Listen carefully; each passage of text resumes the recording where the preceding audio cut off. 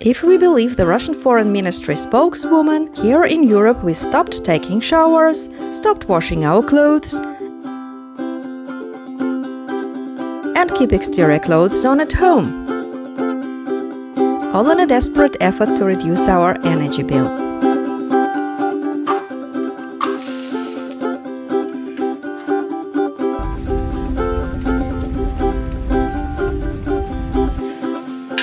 Just kidding. It's 24 degrees in Paris.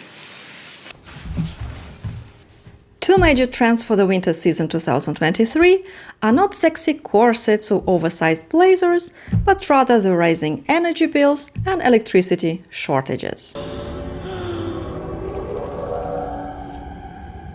Welcome to my home.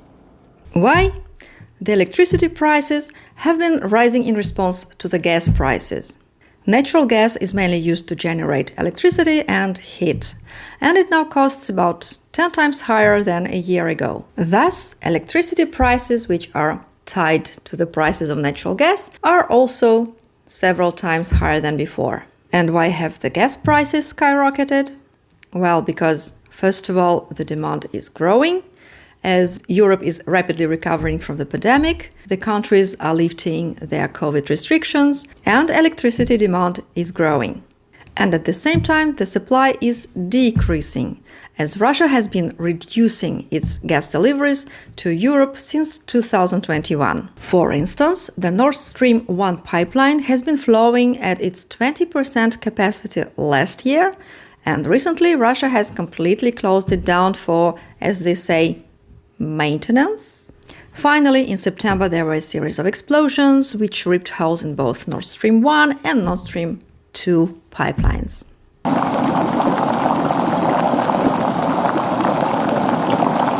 So, to make a long story short, these cuts in supply are now forcing gas providers to buy gas for higher prices than it was the case under the long-term Gazprom contracts. And where is France standing among all of this? Unlike our European neighbors, France is somehow protected because it imports about only 17% of gas from Russia. The rest is divided between the Netherlands, Algeria, Nigeria, and Norway. Also, most of our electricity, 2/3 to be precise, come from the nuclear plants, all belonging to the French state. But the problem is that half of the 56 nuclear reactors are currently offline, either due to some routine maintenance or for safety issues linked to corrosion. Apparently, the pandemic and the recent extreme heat waves are to blame. To avoid power cuts this winter, an energy-saving plan has been announced by the government. The plan has about 50 pages, but can be summed up as no heating above 19 degrees Celsius and turtlenecks for everyone. We shall come back to it in a minute.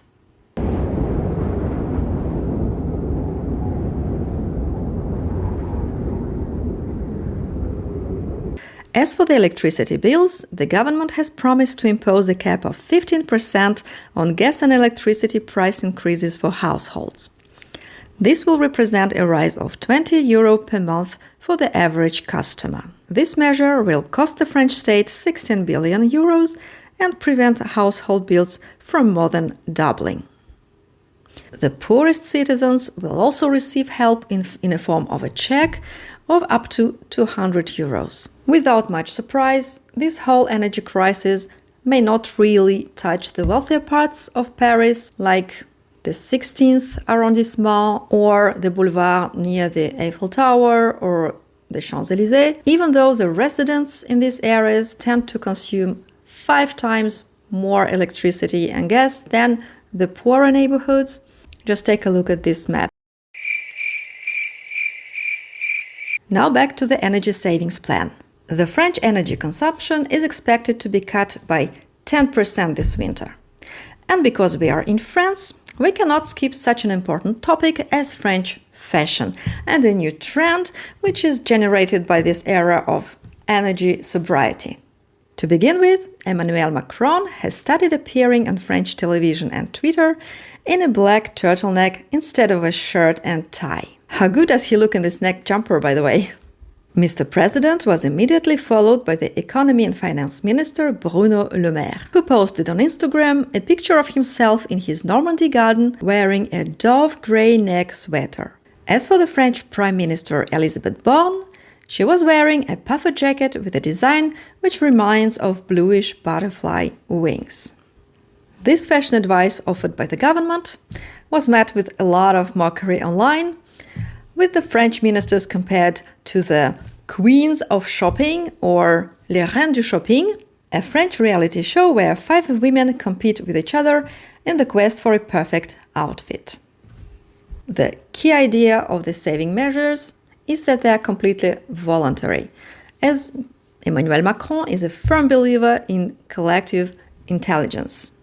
This means that we are encouraged to make an effort, but there will be no home temperature checks whatsoever, and basically there will be no consequences should we, ignore these guidelines. At least this would be the case at a stage 1, because guess what? Exactly like it was the case during the pandemic, other stages are in stock for us, and this could include coercive measures, rationings, and as a last resort, power cuts. This being said, what is the plan exactly?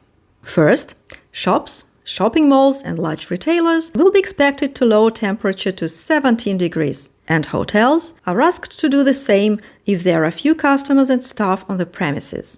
Retailers, restaurants, and hotels will also need to shut off their lights by midnight. Large companies are also being urged to lower their thermostat in offices to a solid 19 degrees Celsius. The government has also asked companies to consider asking employees to work from home several days a week so that office buildings can go almost entirely dark to save energy. Public employees during their working hours will need to drive slower at a maximum speed of 110 kilometers per hour instead of 130 kilometers per hour to conserve gas.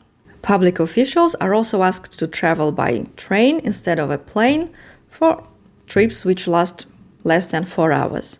And what about those Christmas decorations, you may ask? Well, it is decided that it will be up to the French mayors to decide whether or not to put up Christmas decorations this year, and apparently a lot of them have decided to install them later in December this year.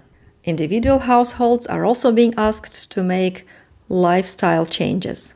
We are encouraged to lower heating to 19 degrees Celsius in the main rooms and to 17 degrees in bedrooms, and to cut hot water heaters to 55 degrees. The government has also recommended unplugging computers and TVs, which are not currently in use, and avoid the use of appliances like washing machines and dishwashers during peak consumption hours in the evening. Now, what about Paris? Will Emily Cooper drop her miniskirts and adopt wool trousers this winter? Well, the Paris mayor, Anne Hidalgo, wants the city to reach a 10% energy saving. To achieve her goal, Ms. Hidalgo has announced a series of measures. Temperatures in public buildings would be lowered from 19 to 18 degrees Celsius, and water temperature in the Parisian swimming pools would be reduced from 27 to 26 degrees Celsius. Lights on public monuments, museums, and municipal establishments would be switched off at 10 p.m., and this includes museums, town halls, and bridges. The Eiffel Tower, by the way, already goes dark at 11:45 p.m. instead of 1 a.m. since the 23rd of September, and the lights of the Louvre Pyramid are switched off at 11 p.m. Illuminated advertisements like the huge luxury brands ads like those of Gucci or Louis Vuitton are required to go dark from 1 a.m. to 6 a.m. and fewer Christmas lights will twinkle along the Champs-Élysées Avenue this winter.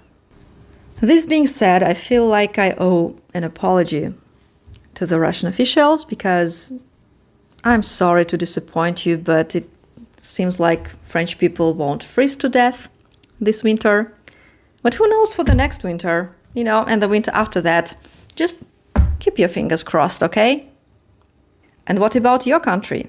Are you impacted by the energy crisis? And what are your plans to get warmer this winter? Let me know in the comments. Thanks a lot for having watched this video and see you next week. Vive la France!